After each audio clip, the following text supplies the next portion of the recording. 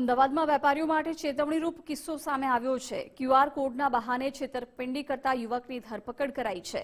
UPI મારફતે payment active કરાવતા વેપારીઓ ચેતી જજો। આરોપી ક્યુઆર જનરેટ કરવાના બહાને પિન નંબર બદલી નાખતો હતો। યુવક ફોન પે અને ગૂગલ પેનો પાસવર્ડ બદલીને પૈસા ટ્રાન્સફર કરતો।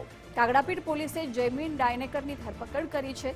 રિક્ષાવાળા કે નાના દુકાનદારોને ટાર્ગેટ કરી અને પૈસા પડાવતો હતો। ડિજિટલ ટ્રાન્ઝેક્શન અંગે ઓછી સમજ હોય તેને ટાર્ગેટ કરતો હતો।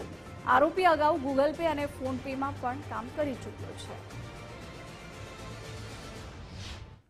જયમીન કુમાર ડાયમેકર નામના આરોપીની ધરપકડ કરવામાં આવી છે, જેની આઈટી એક્ટ અંતર્ગત અને બીએનએસ અંતર્ગતની ધરપકડ કરવામાં આવી છે, જેમાં અમારી પાસે એક 52,000 રૂપિયાની ફ્રોડ થયાની અરજી હતી, જેમાં ટેકનિકલ રિસોર્સિસના આધારે તપાસ કરતા આ આરોપી મળી આવેલ છે।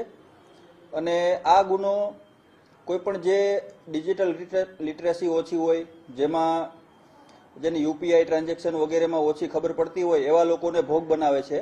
જેમ કે ફ્રૂટવાળા હોય, રિક્ષાવાળા હોય, તેની પાસે જઈ તેને ક્યુઆર કોડ આપવાની લાલચ આપે અને એ લાલચ આપી એને મોબાઈલ દ્વારા એમાં મોબાઈલમાં એનો પિન ચેન્જ